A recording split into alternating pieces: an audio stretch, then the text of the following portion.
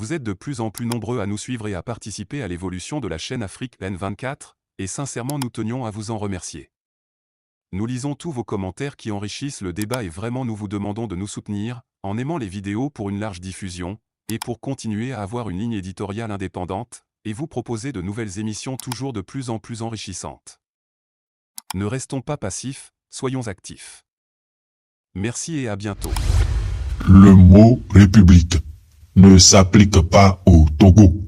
De la prise de pouvoir par putsch d'un certain Yassingbe Yadema, alors jeune militaire, à nos jours, le Togo n'a cessé de s'illustrer malheureusement comme l'un des enclos coloniaux les plus soumis aux intérêts de la France-Afrique.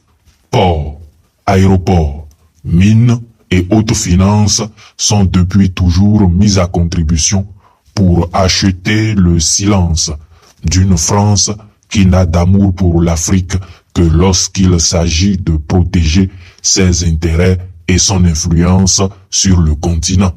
Ainsi, la longévité au pouvoir du clan tyrannique des Yassingbe se justifie par leur allégeance à la France et par le zèle dont ils font preuve, dès lors qu'il est question de protéger les intérêts supérieurs, non du peuple togolais, mais plutôt de la France.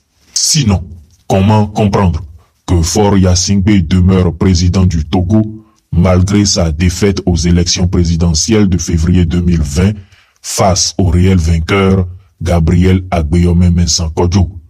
Comment comprendre que jusqu'ici, la mise à jour par la presse internationale, reprise par le député français Nado, d'une lettre de félicitations en réalité fausse, qui aurait été adressée au dictateur togolais par l'Élysée, n'ait jusqu'ici suscité aucune réaction des autorités françaises?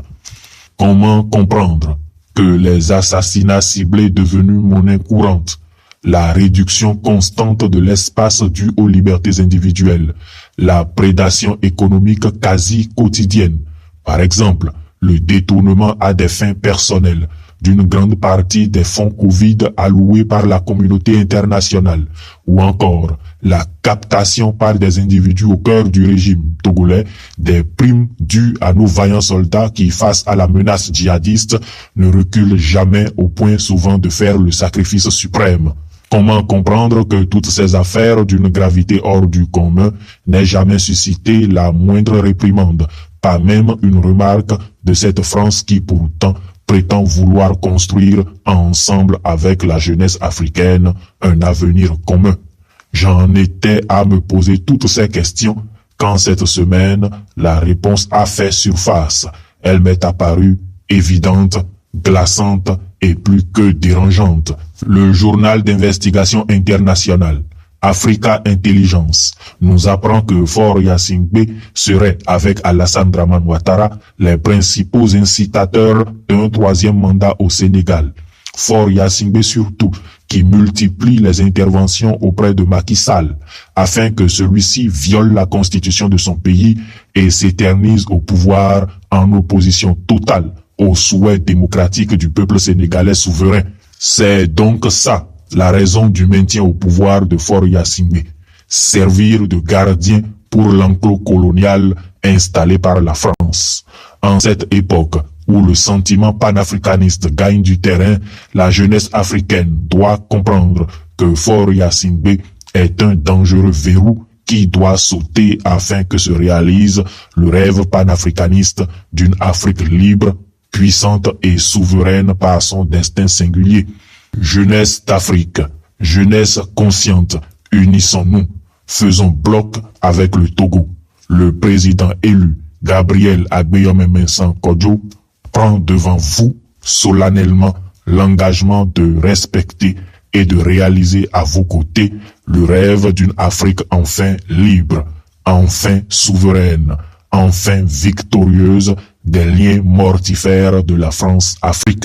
Vous êtes de plus en plus nombreux à nous suivre sur Afrique N24, et vraiment nous tenions à vous en remercier.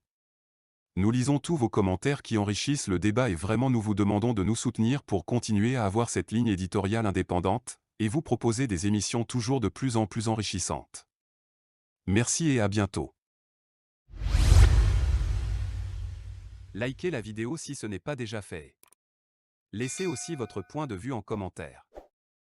Abonnez-vous et cliquez aussi sur la petite cloche de notification pour ne rien rater de nos prochaines vidéos. N'oubliez pas de partager aussi la vidéo et de la liker.